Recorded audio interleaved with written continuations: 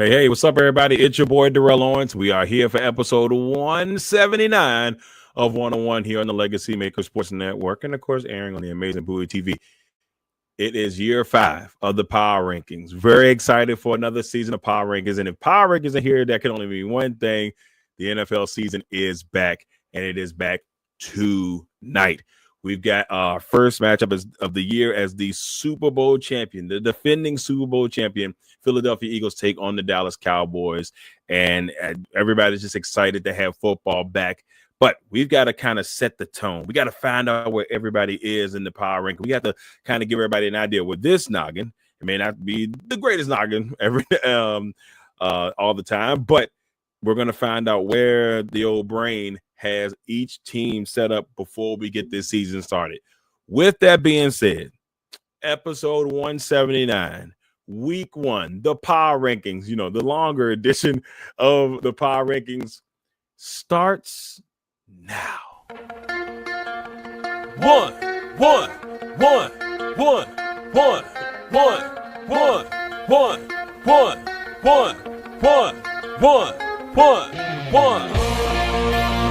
Welcome to the 101. When it comes to ratings, man, we number one. I get the truth, then I give them the scoop. If anybody got a question, I give them the proof. Welcome to the 101. When it comes to ratings, man, we number one. I get the truth, then I give them the scoop. If anybody got a question, I give them the proof. Welcome to 101 at Legacy Maker Sports Network.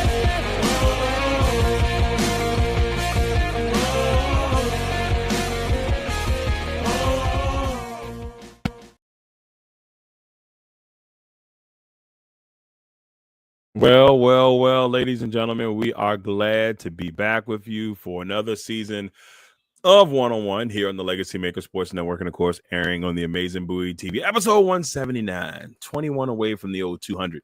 Now, we've been doing this now we started in 2020 where we started 101 itself, and we had a chance to, kind of start this new thing, and now it's, for me, a very special project. But we're in year five of doing the power rankings. So we come to you each week all the way up until the Super Bowl, and we give you power rankings, and we make sure that we kind of give you everything you need.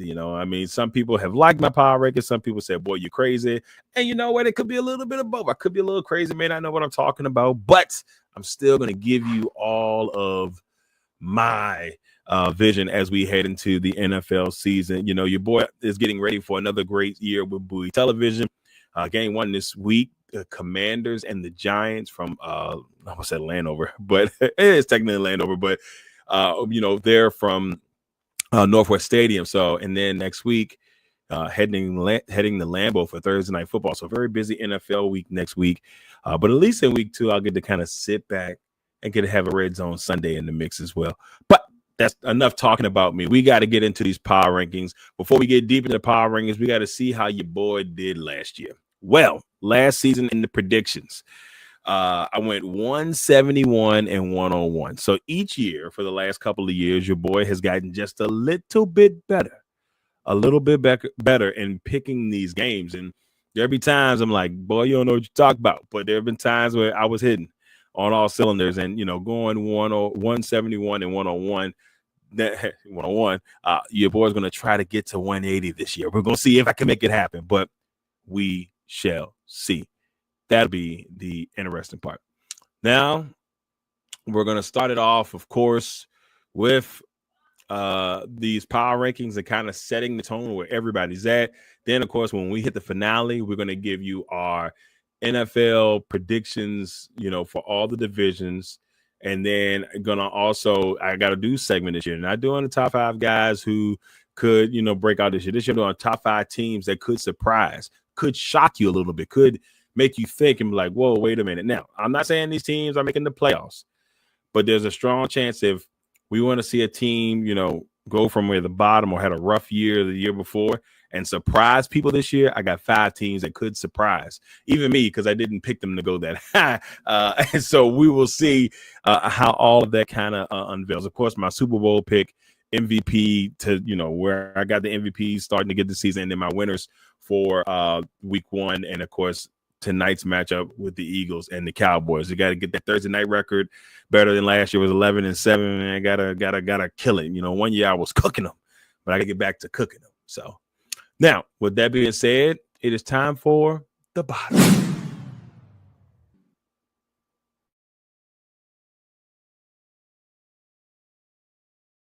All right, ladies and gentlemen, the bottom is here.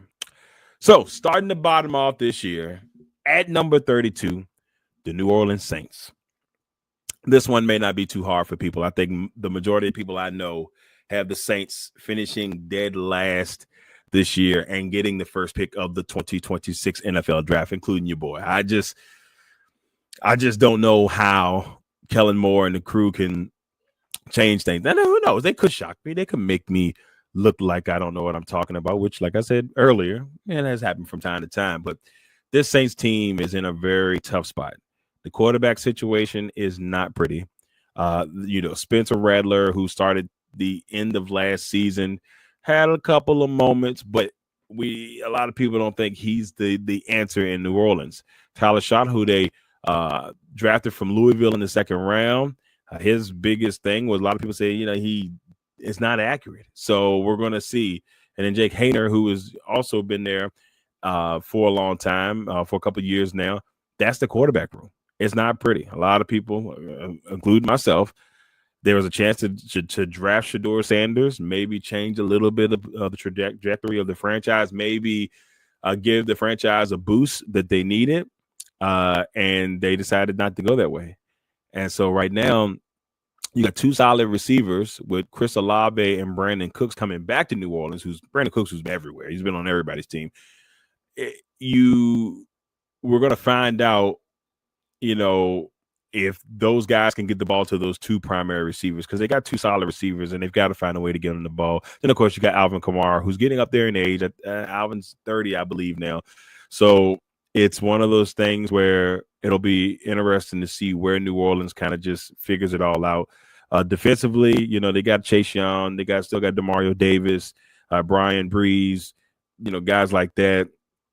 I just don't know if it will be enough. So we got the Saints at 32. At 31, we've got the Tennessee Titans. The Tennessee Titans, who drafted Cam Ward with the number 1 pick overall. Now, this team could be a little interesting. They've got some pieces. I'm intrigued to see how they do during the season. Erlich Ayominer. I felt like he was going to be a really good player coming into the league, and he won the number 2 job there at receiver behind Calvin Ridley. He also got Tyler Lockett in there, so they've got some solid pieces at receiver, and then offensive line, which they continue to try to build with Skoransky, who they drafted last year, and then Latham, who they got from Alabama. Or Skoransky was 2 years in, Latham last year, so they've tried to build that back up. Tony Pollard, who's a veteran running back. They are and will be a very interesting team coming out of that division. I don't think they win a lot. It's just going to be real tough. At number 30, another team in that division, a team that they could end up having the first pick of next year's draft, and that's the Indianapolis Colts. They are another team that have some solid pieces, but the biggest problem is the quarterback position. Daniel Jones, Anthony Richardson Sr., and Riley Leonard. And Leonard's a rookie, so I'm not going to trash him too much. But what we've seen from Jones and Richardson over the last 2 years is going to be hard to justify, ladies and gentlemen. It's going to be hard to justify them, maybe winning more games than the way I have them. And we'll talk a little bit more about where I have them finishing in the season a little bit later. But I just don't. There's something weird about this Colts team. And I want to see Daniel Jones do well. Do I think it happens? I don't know if that happens. That's what I'm worried about for Indianapolis. But this is probably Daniel Jones' last chance to make something really happen there in his career before he gets, unfortunately, maybe labeled as a career backup. At number 29, we got the disaster at times that can be the Cleveland Browns. Cleveland decided in the offseason they're going to sign Joe Flacco back, who they shouldn't have never let go after he went on that run towards the end of the season 2 years ago, got this team into the playoffs. And I didn't think they should have let him go. They let him go the following year, brought in Jameis Winston, who was fun and is always a good guy to have in the locker room. But Joe Cool had a rhythm with that team. They took him away from it. He went to Indianapolis.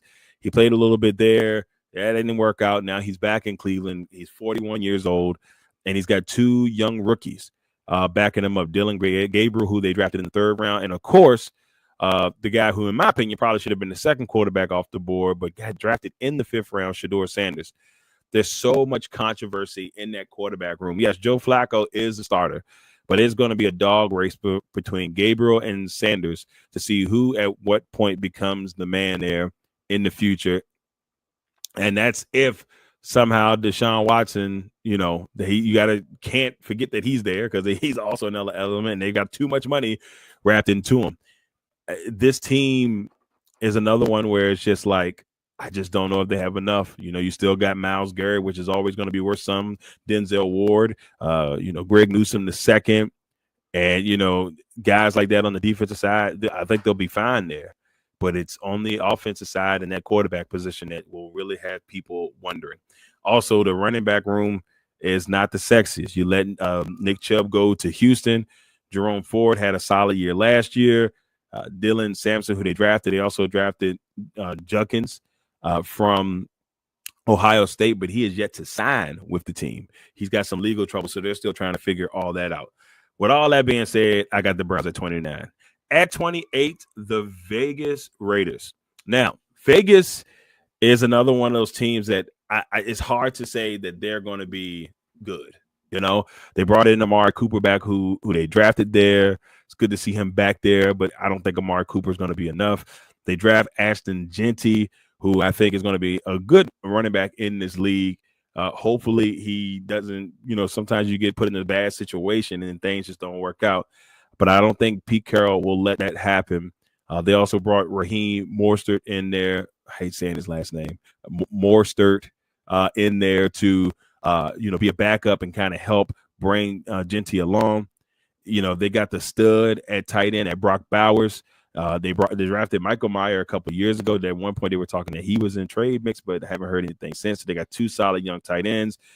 Jacoby Myers has asked for a trade. I don't know if that's going to end up happening. Trey Tucker, another receiver that came in late last year, did some really nice things. They drafted Deontay Thornton Jr., so he will be there. The offense is still, it's going to be interesting. They brought in Geno Smith. To be the starter. Kenny Pickett, who was in Cleveland, is now the backup via trade. I just got to see it on the field before I get too bad off with the Raiders. They still got Max Crosby. You can't go wrong there. They brought in Eric Stokes on the defensive side at cornerback from Green Bay, Jeremy Chin from the Commanders. So they brought some pieces in. It's just going to be an interesting road for the Raiders. Next, we've got at 27, the Carolina Panthers. Carolina's a team. I don't want to get too ahead of myself, but Carolina's a team I say you have to watch out for. I got them at 27 now.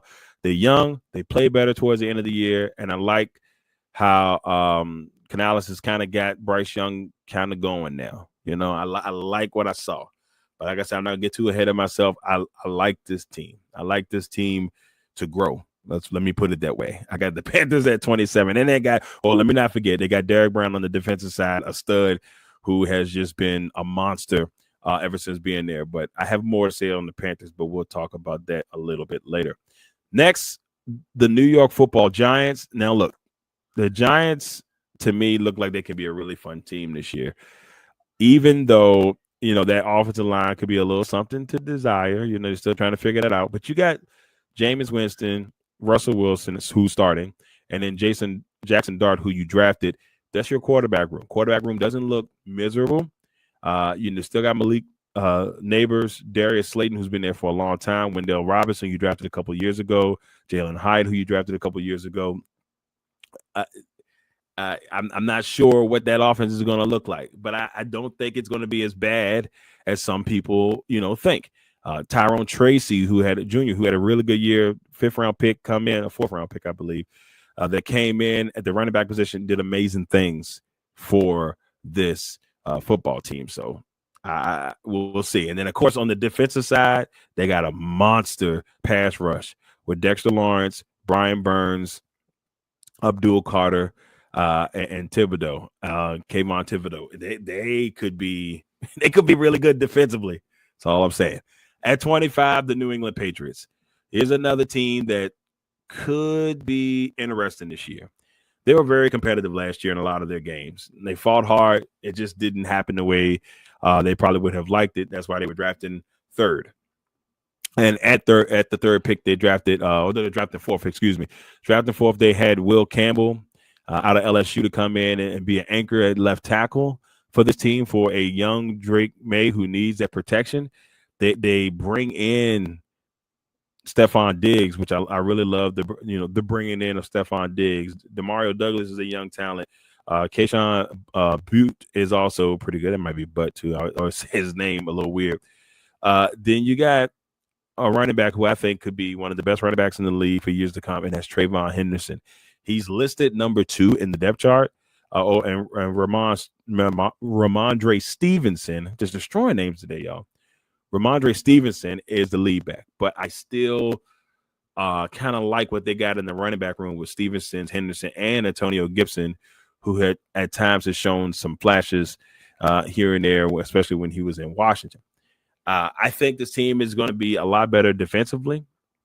They drafted Craig Woodson from California, a young guy who my team and I got a chance to meet last year at the ACC Media Day, and he seems like a kid that's going to really, pay some dividends. He's going to be starting on that defense.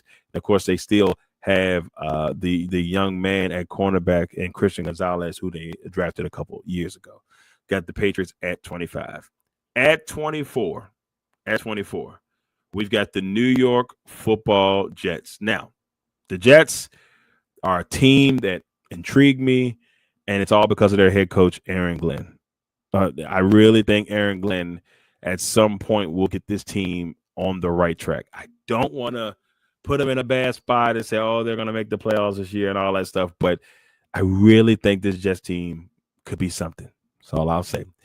At 23, we've got the Miami Dolphins. Now, the Dolphins could be higher on a lot of people's list, but there's something about the Dolphins, and I can't get it out of my head this year that I'm extremely worried about. I just can't call it. I don't know what it is. They had talked about trading Tyreek Hill. That didn't happen. There's been a little bit of turmoil there. They did pick up Nick Westbrook-Akina, who I like. That's a nice pickup. Jalen Waddle, who's been nicked up over the last couple of years. But when they're all healthy, this could be a really good football team. They brought back Darren Waller to play tight end. He retired last year, decided to come back. They got Devon Achane. I always say his name. Another person I said his name wrong. He will be the lead back. They've got pieces. And, of course, they've got Tua. And they've got pieces that I really feel like that could get things rolling. But I just can't put my finger on it. There's something about this team that I just don't like for this season. But I guess we shall see.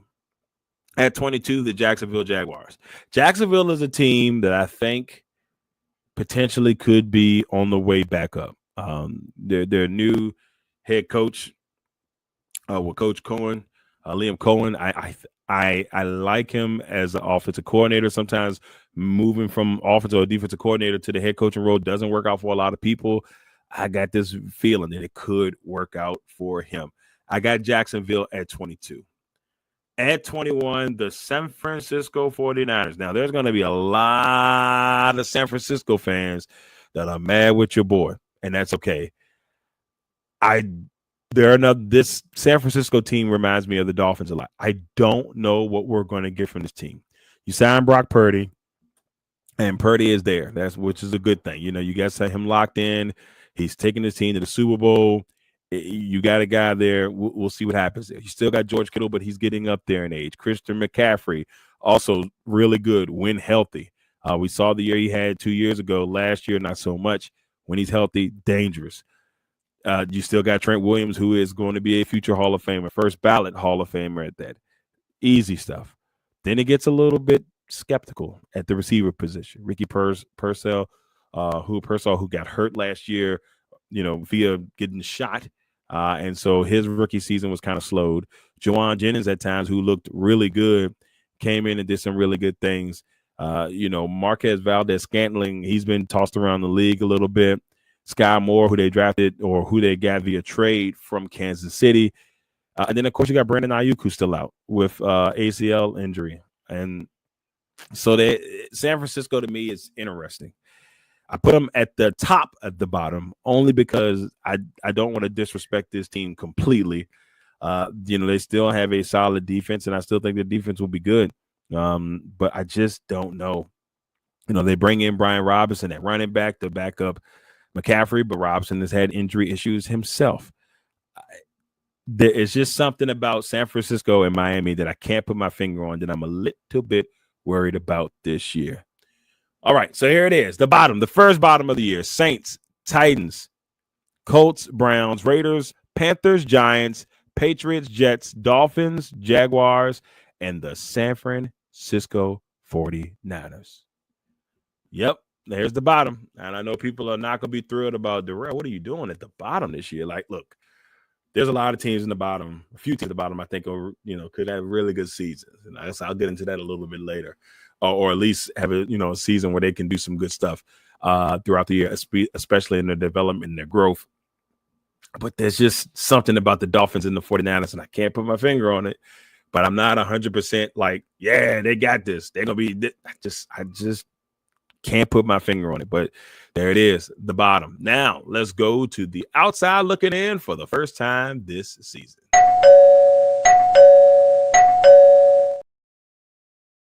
All right. It is time for the outside looking in. Let's see how it looks. Starting off at number 20, the Arizona Cardinals. Now, my guy Rob Johnson here on the Legacy Maker Sports Network. Rob says the Arizona Cardinals are going to the Super Bowl. I will not go that far with it. Rob will give you a team each year. Give you a team each year to kind of just be like, what? This year, the Arizona Cardinals are his what team that he has going to the Super Bowl.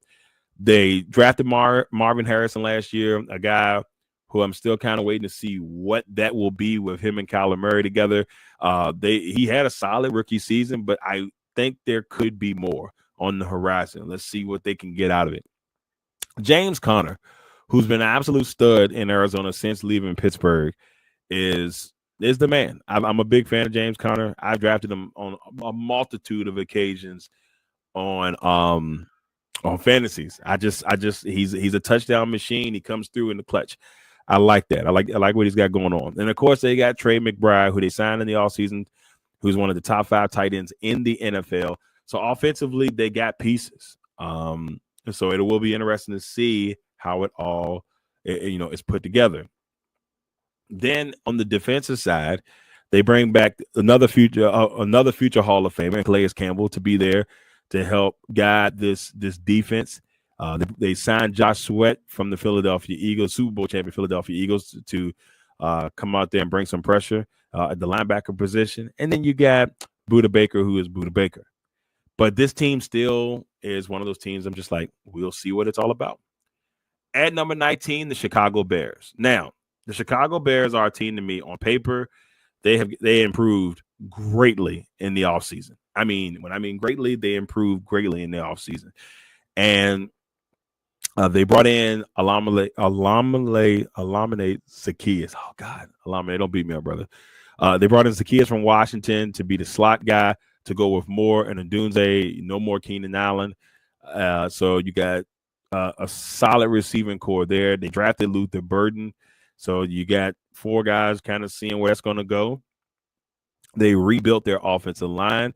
They brought in Joe Thuney to help come in and be a veteran presence on the line. They got Jonah Jackson from the Rams. They still have their draft pick, Darnell Wright, and then, of course, Braxton Jones, who will be the left tackle. So they have solid pieces. Of course, you got Caleb Williams, who was the number 1 pick overall last year, and he's got a huge chip on his shoulder because of the work we saw from Jaden Daniels last year. And so with new head coach Ben Johnson, and they're trying some new things there. We're going to see what this team is all about.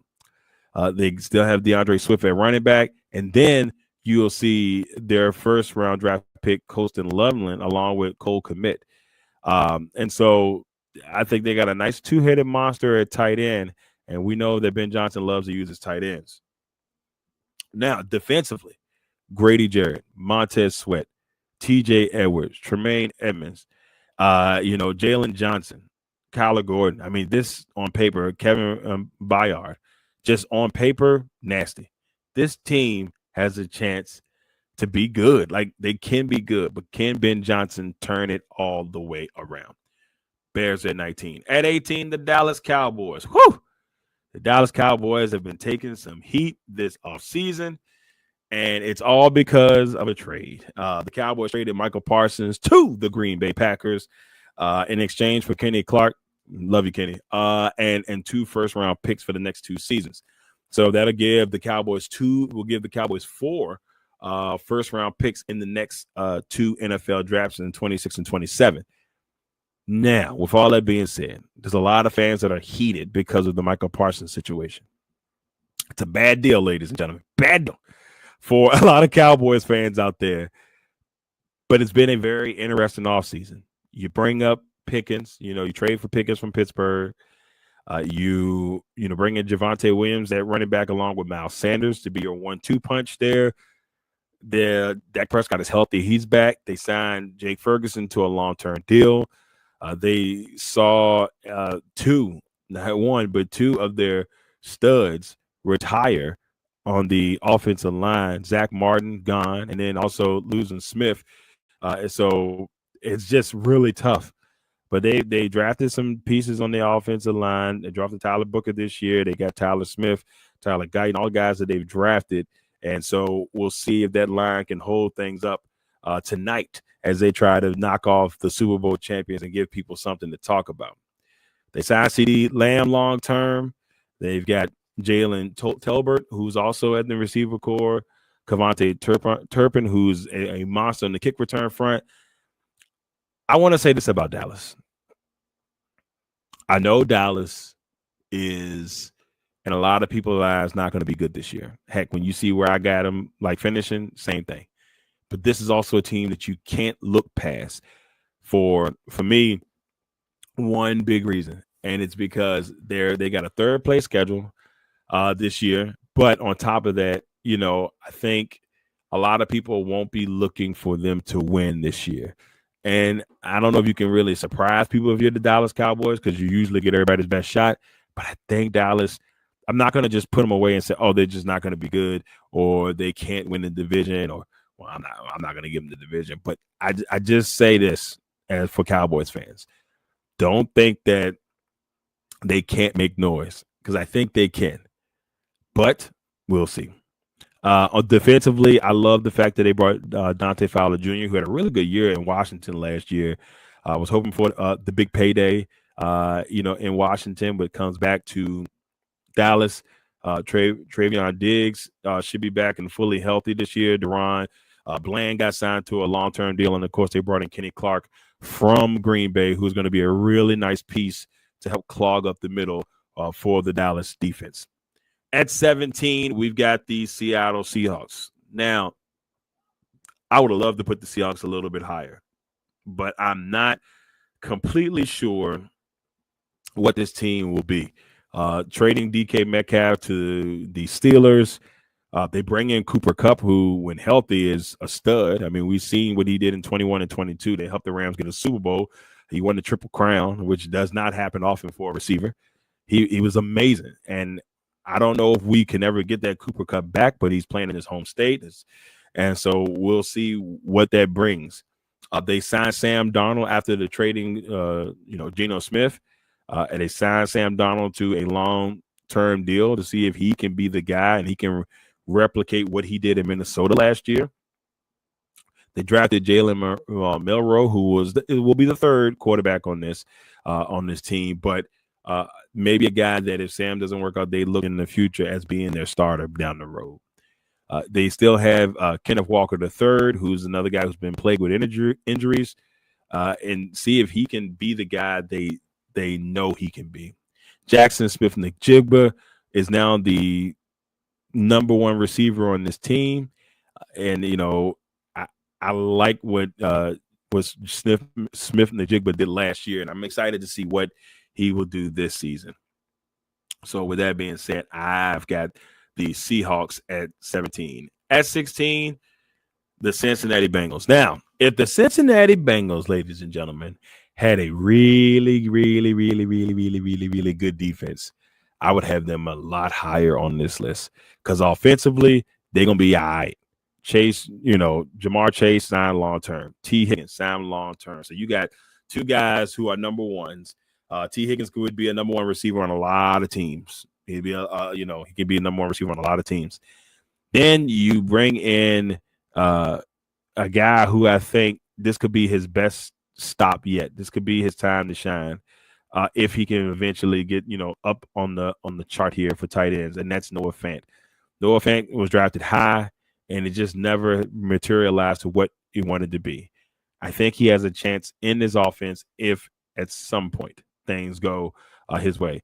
Mike Gesicki will be the man getting the start there for Joe Burrow and the Cincinnati Bengals on offense. Where the problem kicks in for this team is on defense. This team gave up a lot last year. They were terrible last year. Very terrible. But they did sign back the sack leader from last year, Trey Hendrickson, signed him to a pretty much like a 1 year, $30 million deal. And that gives him for one more year before he becomes a free agent. So they drafted Shamar Stewart. That was a whole mess during the offseason until they finally got him locked in. They got Miles Murphy that they drafted last year. So they've got pieces, but can this defense turn around and be better? This team's ceiling is all predicated on how good this defense can be this year. Can they bounce back? Can they make things happen? We shall see. At 15, the Atlanta Falcons. I'm just going to go ahead and apologize to my man Danny Thompson right now because I know when he sees this, he's going to give me crap. He was like, Darrell, every year you got my boys mid-level. I'm sorry, Danny. I truly am sorry. I just want to apologize to you now. You know you're my guy. But with this Atlanta team, I don't want to put them too high just yet, but I know they've got potential to be a top 10 team all year. Offensively, they're young and talented. Drake London, a solid vet with Darnell Mooney. Kyle Pitts Sr., this is put up or shut up year for that young man. Obviously, Michael Penix, who came in last year and showed off towards the end of the year, showed off some really good talent for this team and showed some things that he's ready to be the starter for this team. Bijan Robinson, who a lot of people see could be the leading rusher in the NFL this year. So offensively, it looks good. We're not going to sit here and just, sugarcoat it. It looks good. And if something does go wrong with Michael Penix, you still have, the $180 million man and Kirk Cousins sitting behind him. Now, where this team improved the most will be on the defensive side. They drafted Jalen Walker from Georgia and James Pierce Jr. from Tennessee that I think will eventually be starters on this team and be mainstays. Maybe not this year, maybe towards the end of this year, maybe into next year. But I think this defense truly improved a lot. You still got Jesse Bates III, A.J. Terrell. This team, another team that, the defense will be very important to see if this team can take that next step. At number 14, the Houston Texans. I just want to say about the Houston Texans that I really like this team. The last couple of years, I think they've done some really good things. Here's the problem for me. Their offensive line takes a huge hit after losing on Laramie Tunsil or trading in Laramie Tunsil to Washington. They still had some decent pieces. They brought in Laken Tomlinson from Seattle. They still had Titus Howard. But other than that, it's still kind of trying to figure out what this team is going to look like up and down. That's going to be very critical. If that offensive line can hold up and those receivers can stay healthy, man, this team could be something special. Something I never thought I'd see. Nick Chubb is the starting running back currently with Damian Pierce behind him. They're waiting for Joe Mixon, who could be out for quite a bit this season. He's not even on the original depth chart because he's on the injured reserve. So we'll see where they kind of land with that. I think defensively with Daniel Hunter, Mario Edwards Jr., led by Will Anderson Jr., and of course Derek Stingley Jr. This defense it probably might be the strong suit on this team. And so we'll see what they can do. Jalen Petrie, I don't want to forget him. I like the Texans, but I still think the Texans to me feel like a team that's this close to being really good. I just don't know when, how, where, and who will be the people to help that become a reality. At 13, the Pittsburgh Steelers. This could be high, too high for Pittsburgh. But I want to give respect to Mike Tomlin. I want to give respect to Aaron Rodgers. A lot of people want to, poop on Aaron Rodgers after, last season. He put up good numbers last year. The team just did not click. The year before he was hurt. This is Aaron Rodgers' last year. And me personally, as a person who's seen Aaron Rodgers play for years and has followed his game closely due to, Packer enthusiasm, I don't want to put nothing past him just yet. And this is his last year. And I don't think he's going to go out. As long as he stays healthy, I think he's going to fight. He's going to fight hard in Pittsburgh. But the Pittsburgh faithful are ready for a winner. They want to make the playoffs. They want to win playoff games. They want to be relevant. Yes, they're relevant every year because they haven't had a losing season since 2008-ish to 2007. So, it'll be interesting to see what Mike Tomlin and the crew can do. That defense is going to be, on paper, beautiful. T.J. Watt, Patrick Queen, Darius Slay coming in from Philly, Joey Porter Jr., who they drafted last year, Juan Thornhill coming over from Cleveland, Jalen Ramsey, who they got via trade for Micah Fitzpatrick on paper. And, of course, let me not forget Cam Hayward. This team is studly. They should be really, really good. They picked up, I believe, but they also picked up Malik Harrison from Baltimore. So he joins his former teammate Patrick Queen in Pittsburgh. So I got him at 13, but then another team I got to see how it looks, and we'll get a chance to see that on Sunday. Next, number 12, the Los Angeles Chargers, aka the San Diego Chargers. This team, made the playoffs last year, on first year under Harbaugh.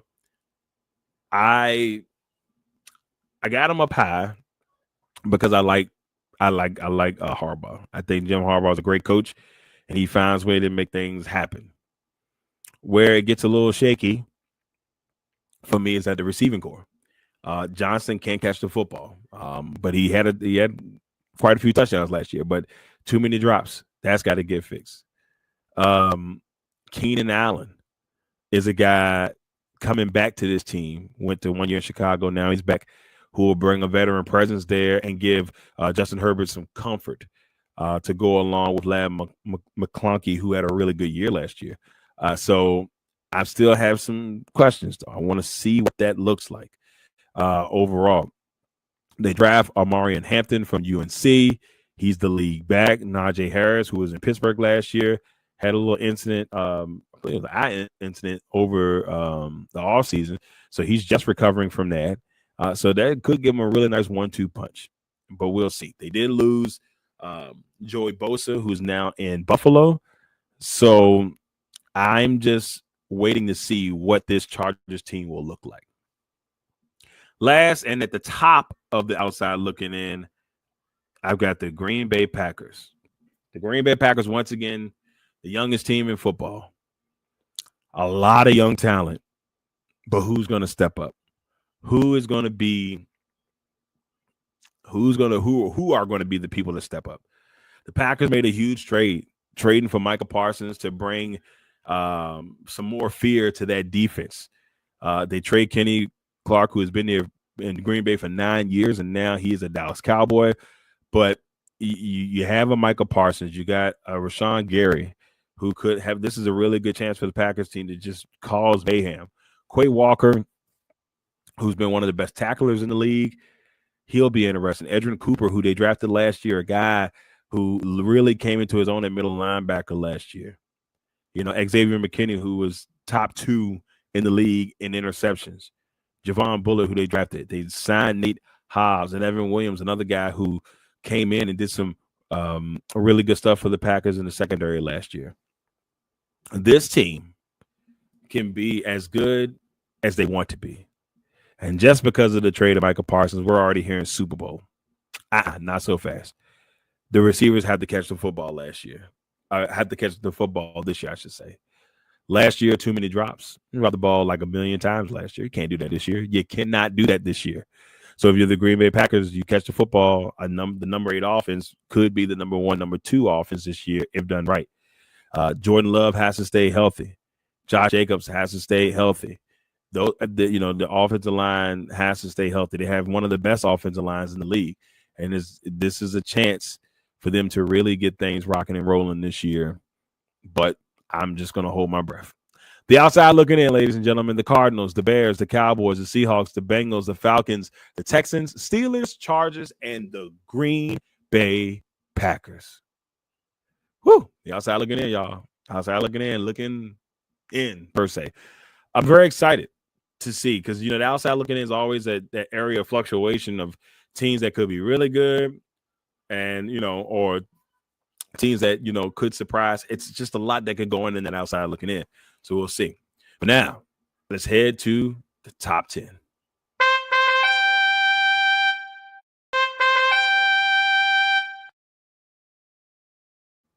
The top 10, ladies and gentlemen, the top 10, starting off with the Denver Broncos. Now, spoke to my guy, Larry Patterson, who knows his Denver Broncos team in and out of the Game Time Sports Network.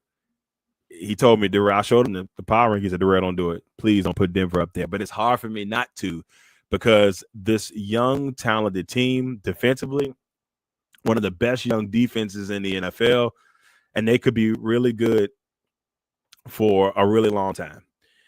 But this is another team where I'm intrigued to see how the receiving core does. Sutton is going to be Sutton. Cortland Sutton is going to be him. Marvin Mims Jr. had a solid year last year. They drafted Troy Franklin last year. He's going to have more of a role this year. They bring in Evan Ingram from Jacksonville, who is a former Pro Bowler. J.K. Dobbins comes in to be the lead back. They draft R.J. Harvey. And then, of course, you got the mammoth and the legend, or at least in year one, for Denver, Bo Nix. So this team has potential to be a really good team. They were the 7th seed last year entering the playoffs. We'll see what they can do this year. That young defense led by Nick Bonita is going to be amazing. And, of course, Patrick Surtain, who was in the top 10 this year, and the players voting him as the number 10 player in the NFL. So Denver's got a lot of high expectation, and I can't wait to see what that looks like this season, except for in week 15. At number 9, we got the Minnesota Vikings. Now, the Minnesota Vikings, to me, a lot of people are like, well, are they going to be good without Sam Howell? Sam Howell. Well, he's gone. He's in Philadelphia now. But Sam Darnold. And I just had a really good feeling about J.J. McCarthy. I'm not going to say that he's going to tear the league up on fire because he could. But I really like him in this situation. He's not in a bad spot. They got Justin Jefferson. They traded back for Adam Thielen just a couple of days ago. Their running back room is, to me, really solid with Aaron Jones and Jordan Mason. It's just this team looks like they're ready to rock and roll. T.J. Hawkinson. So J.J. McCarthy comes into a real good situation with tons of weapons around him for a team that went 14-3 last year. Yes, they did lose in the playoffs, but they're going to be a good team. Defensively, they were one of the best defensive teams last year. They were number 1, I believe, for a nice chunk of the year. They bring in Jonathan Allen from Washington to be one of the guys that just cause havoc. They got Javon Hargrave, who they got from San Francisco. They got Evan Pace and Andrew Van Ginkel, like guys like that, Harrison Smith. They brought in Jeff Okuda, who was a former top 3 pick. They've got pieces here. Byron Murphy. I like what they got going on defensively, and anything being coached by Brian Flores has to be a monster. At number 8, the Tampa Bay Buccaneers. I have a lot of high and lofty expectations for the Tampa Bay Buccaneers this year. Last year, I felt Tampa Bay could sneak in and make a nice run in the playoffs. Unfortunately, Washington derailed that early. But this Tampa Bay team, when healthy, could be extremely dangerous. Getting Chris Godwin back healthy. Emeka Egbuka, who they drafted from Ohio State could be just that people are saying he could be a stud of studs. So like he could be the man here in a year or so. Mike Evans, who is looking to make history. If he can get another 1,000-yard season, he passes Jerry Rice for the most consecutive 1,000-yard seasons. He's right there on the cusp. Solid O-line. Baker Mayfield continues to grow and get better. I love the fact that they went and brought Teddy Bridgewater in as a backup. Once Teddy gets really comfortable back in there, he's a really solid backup to have there. And he's got a lot of familiarity with Charlie Strong. And then their defense, Vita Vea, Levante David, who's been there forever, but he's been good forever. Antoine Winfield Jr. I love all of what they got going on there. This is the team you truly have to watch out for in this top 10 that I think can make a lot of noise this year. At number 7, the Washington Commanders. The team that shocked everybody last year, everybody knows who you are now. So you cannot come into this season, oh, man, we ain't got to worry about nothing. No. People know who you are now. You cannot go into this season, willy-nilly, as some people like to say. So it's going to be very interesting if they can kind of figure it all out this year and really continue their winning ways from last season. Jaden Daniels is ready to take a big leap here in year 2. Terry McLaurin is back, signed, sealed, and delivered. Deebo Samuel is now there. Laramie Tunstall is now there. They brought in Von Miller. A lot of young, talented pieces, along with these crafty veterans.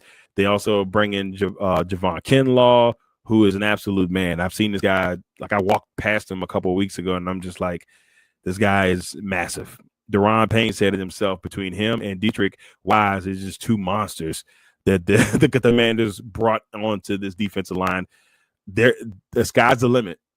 That's what I can say about the Washington Commanders. At number 6, the LA Rams. The Rams are another team that, to me, could the sky's the limit. And it's all predicated on Matthew Stafford. If he's healthy, they dangerous. You got Devontae Adams there with Puka Nacua. What a 1-2 punch that you got a receiver. I can't even sit here and begin to tell you. A solid, really good offensive line. They signed Kyron Williams to a long-term deal. I love the pieces they have on defense with Jared Verse, Kobe Turner, Cameron Curl, who was a really solid safety in the league for a while now. Quentin Lake, a guy who I had a chance to interview a couple of years ago. I really like this team, man. I really like this team. Watch out for the Rams. At number 5, the Detroit Lions. The Detroit Lions, to me, are going to be just as good, could be just as good as they were last year. This will all depend on the offensive and defensive coordinators, because losing Ben Johnson, losing Aaron Glenn, huge. You'll see John Morton take over the offensive side of things, and Calvin Shepard will take over on the defensive side of things. The Lions, two things. Those two guys have to keep things rolling, and the other thing will have to be, can they stay healthy? This team was nicked up last year. Aiden Hutchinson got hurt.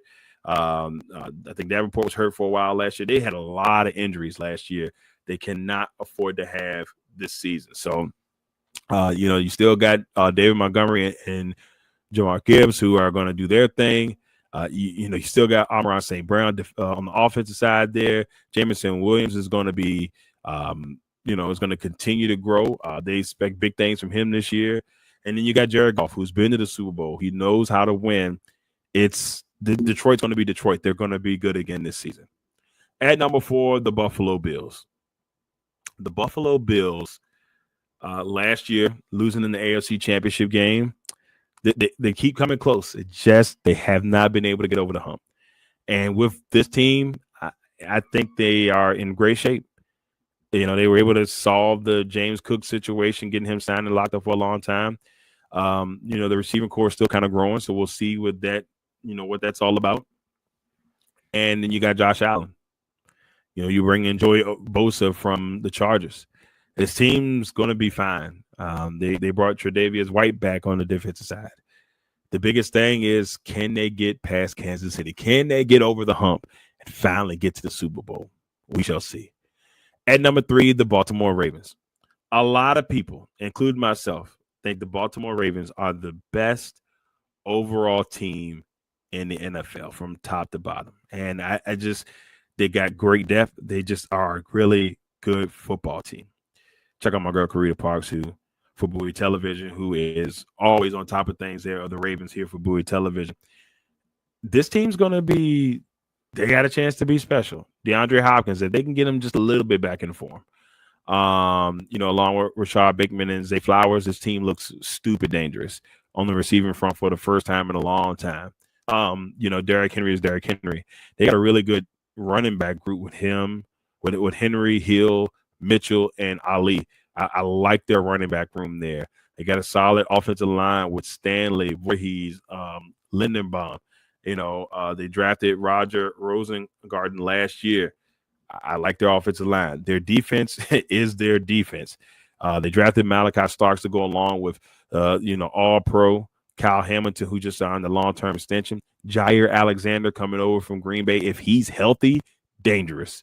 If he's healthy, he just got to stay on the field. Last year for Green Bay, or last 2 seasons, 36 games, he only played 10. So if you can keep him on the field, sky's the limit. Marlon Humphrey, Nnamdi Madubuike. They just got pieces. Roquan Smith, Kyle Van Noy, who had a really good year sacking the quarterback last year. To me, they're the best overall team in the NFL. And you'd be like, well, Darrell, why ain't you got them number one? Y'all know how I do when I do the first power rankings. I always respect the 2 teams that went to the Super Bowl. And that's why I have the Kansas City Chiefs at number 2. And as long as you got as long as you got Patrick Mahomes and Travis Kelce and the crew, and you got Andy Reid on your side, I'll never put anything past the Kansas City Chiefs. I got them at number 2. But at number 1, and probably, if not the second, maybe third best overall team, but they are the defending Super Bowl champion, Philadelphia Eagles. Look, the Eagles are dangerous offensively. I don't have to tell you, Jalen Hurts, Saquon Barkley, A.J. Brown, Devontae Smith, one of the most dangerous offensive lines led by George Malaya. I always say his name wrong, Maleta, so I could have been destroying that. Landon Dickerson, you got Lane Johnson, and they're just good. They're just good defensively. Jordan Davis, Jalen Carter, Nolan Smith, Cooper Jajan, Quinyon Mitchell. This team is going to be amazing. Zach Braun. Then they drafted Jahad Campbell. And so watch out. This is a team, once again, that can go to the Super Bowl and you would not be surprised one bit. All right, everybody. There it is. We are done with our power rankings. Now, we still got a few more minutes because we're going to go ahead and give you my predictions for a couple things this year, playoffs, divisions, MVP, and then give the picks. We're almost there. This is usually the longest episode of the year. So we're going to try to go ahead and get that rocking and rolling now. And there we go. We're back. So let's go ahead and go to the finale.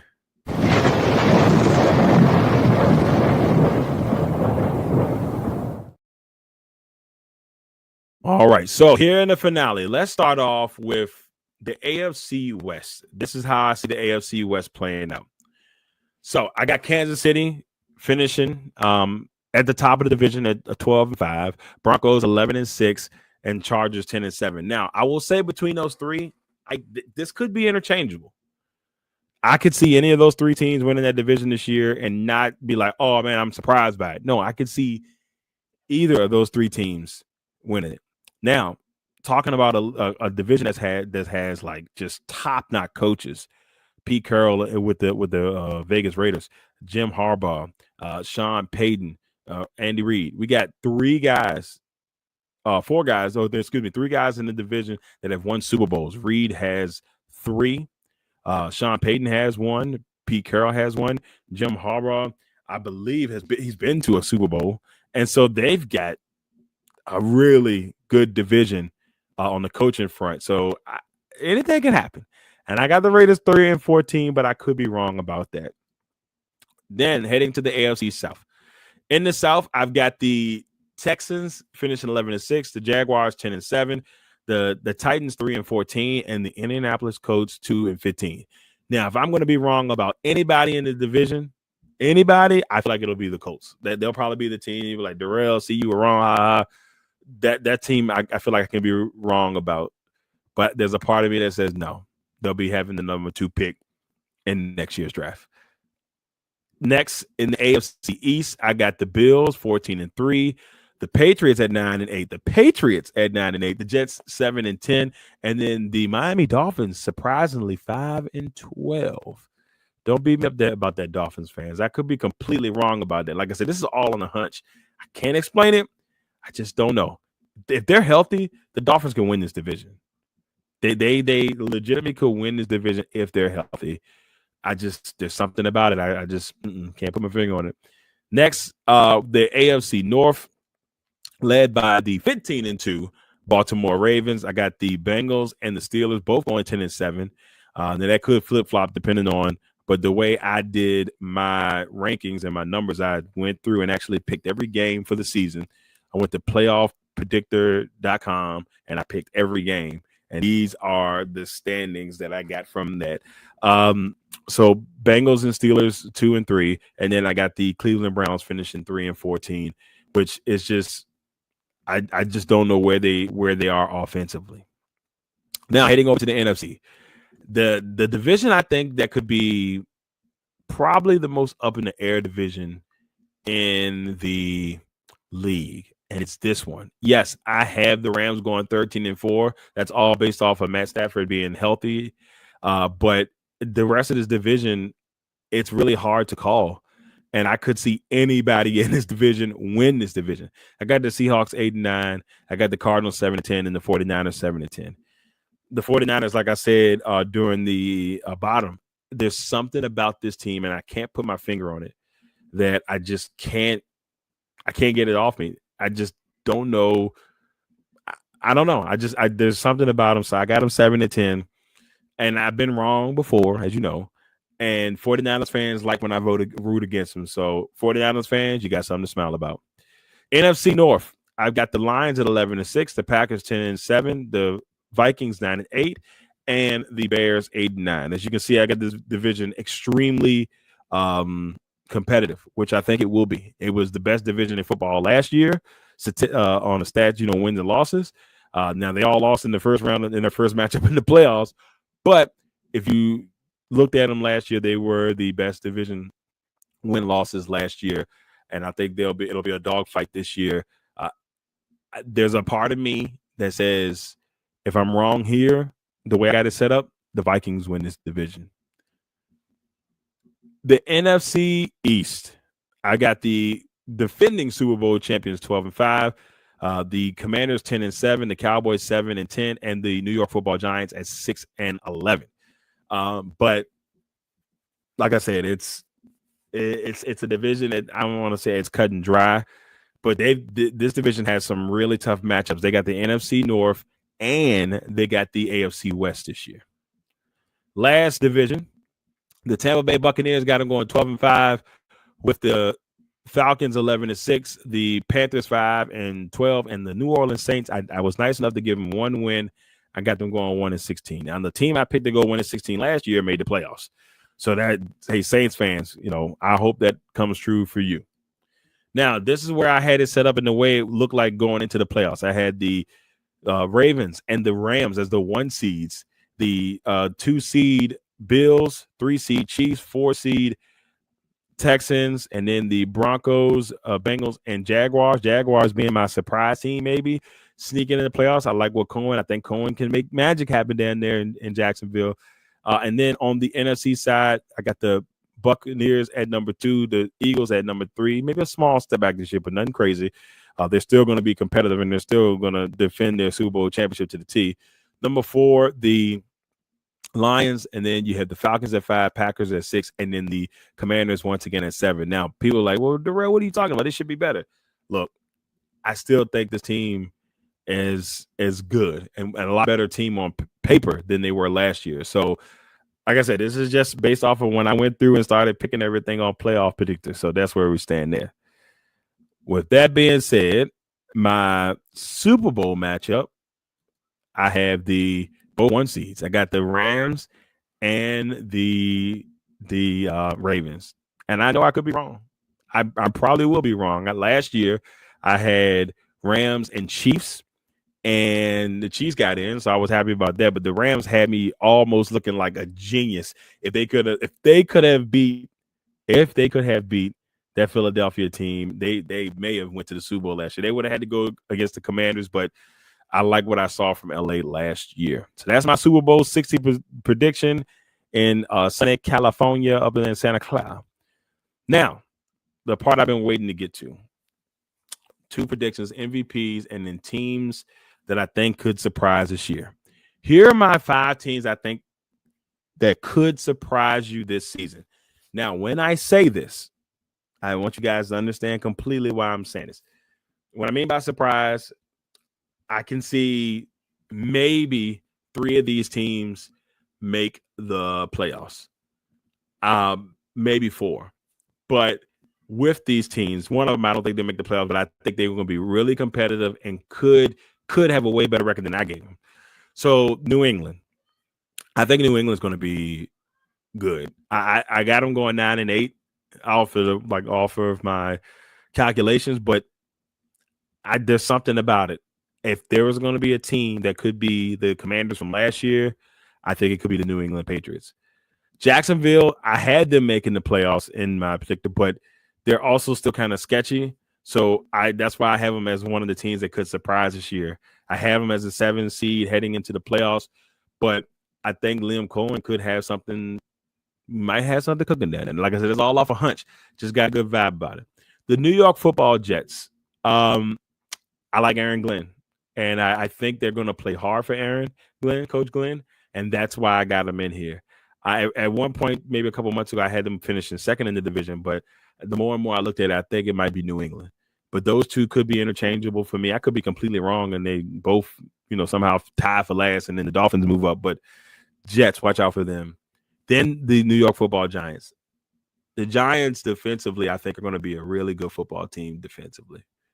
And that could save the day for them if Russ, whoever, if it's Jackson Dart at some point this season, if they can just stay competitive offensively, they could surprise people this year. That's all I'm going to say about that. I'm not going to say they make the Super Bowl or anything like that, but I think they could really give people problems. They're going to make games competitive. And then last, the Carolina Panthers, another team where I think they're going to make things really competitive. Against teams they play against this year. They almost knocked off Kansas City last year, and I just feel like they got a little bit better. Love to see Hunter Renfrow back. He's going to be starting receiver for them in a slot, and he's a guy that I hope that can revitalize his career. He was a former Pro Bowler, but these are the 5 teams I say they just could surprise people this year. Not saying to make the playoffs, but they just could surprise you on their competitiveness and how tough of a matchup they will be this season. Now, my top 5 MVP candidates head into week 1. Number 1, Lamar Jackson. He could be on a revenge tour, ladies and gentlemen. He didn't win the MVP last year. He was the offensive player of the year, I believe, last year. If not, it was him. It was Derrick Henry. No, actually, that was Saquon Barkley. But with Jackson probably should have won the MVP if you look at the statistically. I think Josh Allen was the media darling. And as much as I love Josh Allen, I mean, he put up MVP numbers, but they gave him the MVP last year. Sometimes I think with the MVP, they give it to, sometimes it's the more deserving who deserves it after maybe a couple of great years of work. And I think that's kind of what happened with Josh Allen last year. So I have him at number 2. At number 3, Saquon Barkley, the number 1 player voted by the NFL this past off season as the number 1 player in the league. So that's a high honor within itself. Number 4 is probably the surprising one, but Baker Mayfield. Man, I'm going to tell you what, man, I can't put my finger on it, but I think Baker has a chance to just really get out there and just give people the business. He's going to have some weapons on his side, and he could really make some noise and say, hey, look, I'm the MVP now. Watch out for Baker Mayfield. And then, of course, Patrick Mahomes. Not going to never put Patrick Mahomes out of the race. Now, finishing up here, tonight's matchup. We've got the Philadelphia Eagles taking on the Dallas Cowboys. And I got the Eagles winning this one 27-17. If Dallas wins this game, oh my goodness, I'm gonna tell you right now, Eagles fans, go hiding, because Dallas fans are not gonna let you hear the end of it. But I got the Eagles winning this one 27-17 tonight. And then here are my winners for the week. I got the Eagles, Chiefs, Commanders, Packers, hopefully, Ravens, Cardinals, Dolphins, Patriots, Steelers, Jaguars, Bengals, Bucks, Seahawks, Broncos, Rams, and last but not least, the Minnesota Vikings. But I think that Monday night game between them and the Bears will be a really good game.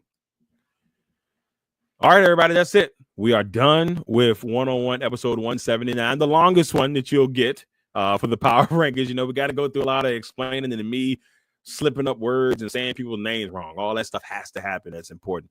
But once again, we'd like to thank you all for tuning in for another episode of 101 here on the Legacy Maker Sports Network, and of course, airing on the amazing Bowie Television. And we're excited. We can't wait to bring you, be back next week.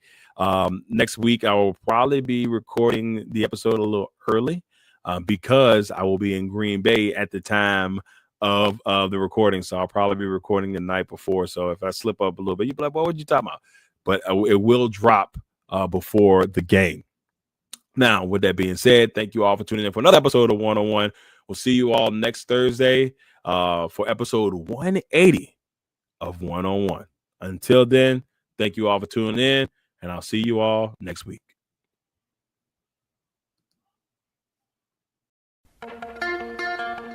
One.